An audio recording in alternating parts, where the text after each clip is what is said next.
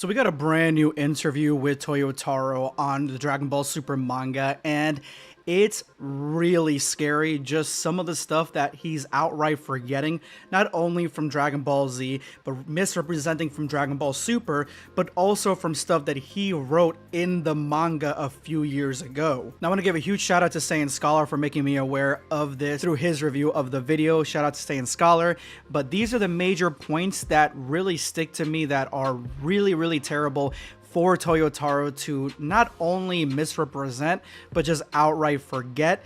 And some of these may be striking to you guys. So number one, and I feel like the reason that he's saying this is because he's trying to cook something up for the future of Dragon Ball Super, but he says that during the Tournament of Power, Goku, like up to the Tournament of Power, Goku had been obsessed with power levels and had been obsessed with Dragon Balls. And both of those things are absolutely 100% false, and that's just not even me being biased by it. It is false due to what happened in Dragon Ball Z.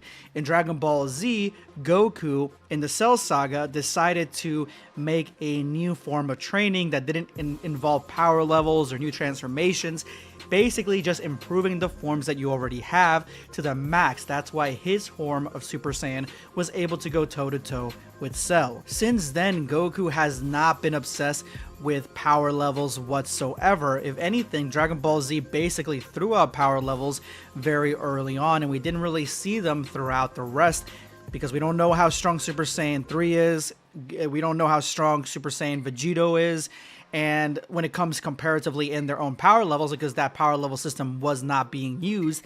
And then we have Super Saiyan God and Super and so on, where the Super Saiyan God levels, they all have different types of power all their own. So this was thrown out well before the Tournament of Power. I'm not exactly sure what Toyotaro is saying with this specifically, but the next thing with the Dragon Balls is like completely out of left field, because Goku could not care less about the Dragon Balls. He only cares about the Dragon Balls when something horrible happens. When there's mass death and destruction, he's usually like, hey, we got the Dragon Balls, we can always wish people back. And that's usually the way that he likes to operate. Now, yeah, does that take a lot of the urgency from the story? Absolutely. It's been a problem with Dragon Ball for a while, but Dragon Ball usually has a way of making us care more, or putting that sort of blanket in danger by having Piccolo be in danger, by having Dende be in danger, by having the planet be in danger. So normally it works out. It's only until Beerus and Whis that we and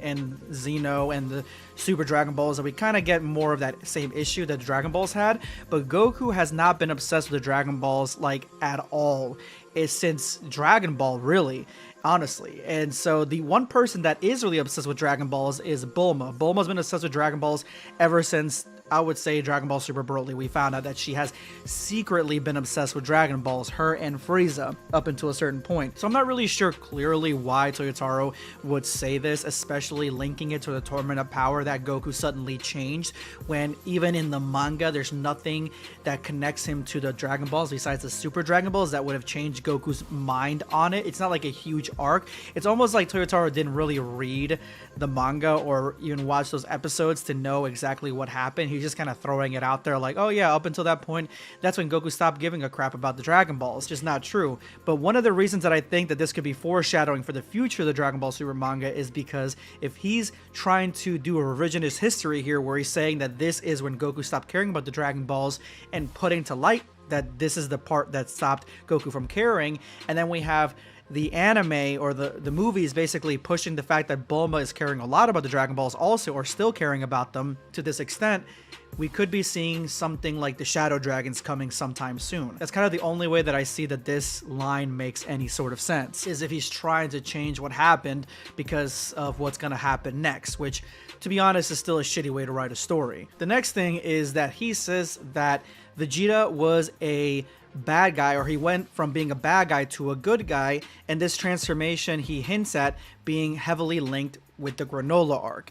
And I feel like this one I can kind of be like, I can forgive this one a little bit more, because maybe the translation isn't doing him justice here, because I think what he's trying to say is that the Granola arc had such a huge focus on Vegeta and the Saiyans, where this is the arc where he kind of came to terms with the vicious nature of his past and the people that he was with and his lineage. Basically, that's when he really came to terms with it, because before this he never came to terms with it. He just went from, oh, I didn't care about anybody, now I care about my family and Earth and Goku and whatever. That's basically it. But if we really take this statement 100% seriously, then it's wrong, because Vegeta, I would say, went from a bad guy to a good guy after Z, I would say, and going into Dragon Ball Super. When he had his little monologue at the end of Z, when he saw Super Saiyan 3 Goku facing off against Kid Buu, I feel like that's when he let go of his pride, at least towards Goku, realizing that he could be a good guy, and he went more into that good guy realm, leading us into him taking vacations with Bulma and Trunks, and then him being super protective over Bulma, who was pregnant, and Bola. That's kind of the direction that I think that went when it came to him going from a bad guy to a good guy. It definitely happened much earlier than Granola arc, so this one, again, it could be the mistranslation, but if it is face value, then he's wrong again. And the last one is the most confusing one, and that is that Goku mastered Ultra Instinct in the Moro arc. Yes, Toyotaro, that's what we all assumed he did when the Moro arc was over. We assumed he mastered Ultra Instinct, and we kind of can move past that, and we can go into more of a different realm of power. Say, like, I mean, we did basically with the Granola arc, but I mean, Goku kind of took several steps backwards in that arc, and so I don't really know why he said that he mastered it when literally the next arc, and this happened recently, he has Goku still not being able to master or control Ultra Instinct on his own. So he hasn't mastered it yet. He's facing off against Whis. Whis is tearing him apart. Now he's got to go into a new form that's almost like a Ultra Instinct Omen, that's more of an attack variant, and it's not really Ultra Instinct. So he kind of gives up on Ultra Instinct in the Granola arc, and we really don't get an explanation as to what Ultra Instinct is, that version, compared to the one we saw in the Moro arc. And then on top of that, he doesn't even use this version against Gas or Black Frieza when he could have. I mean, could you imagine if, like, this version right here of Goku in his mastered Ultra Instinct state, which Toyotaro says he mastered, faced off against Black Frieza, a giant kaiju facing off against little Black Frieza? I mean, that would have been an awesome fight. That would have been epic. And I feel like because that didn't happen, we don't really know if Black Frieza could take out this sort of level of Goku. And if he did master it, then what the hell was the whole Granola arc about, where we got a lot of basically misinformation on if Goku mastered it or not? It's very ambiguous. Did he master it? Did he not master it? Why is we saying that he didn't? Why is we saying that you don't have control over it yet? If you master something, you should be completely in control of it and not even be thinking about it and using it. What the hell are you talking about, Toyotaro? I mean, if you're saying that maybe this level of Ultra Instinct is what he mastered, and then in the Granola arc, he can't get to that anymore, so he's got to go into his own different thing.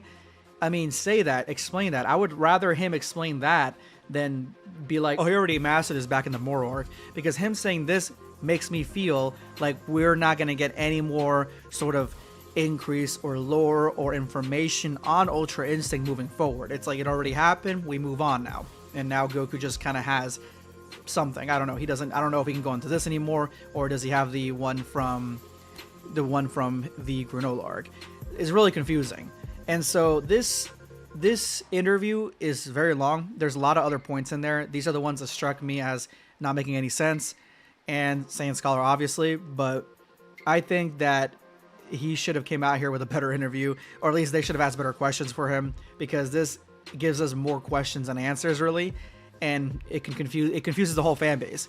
And if that's the goal, then that's the goal, I guess, to confuse everybody, but it just doesn't make me feel like he's got a good grasp on not only the past DBZ, the present DBS, or the DBS that he just wrote, or the future DBS. So it's gonna be very interesting to see where Dragon Ball Super's manga goes forward in 2024. But let me know in the comments below what you guys think of his interview and just these points. And if he has some sort of other interpretation, let me know what your interpretation is on that. This is going to be Blackscape signing off. Take care, guys. Subscribe for more content. Or perish.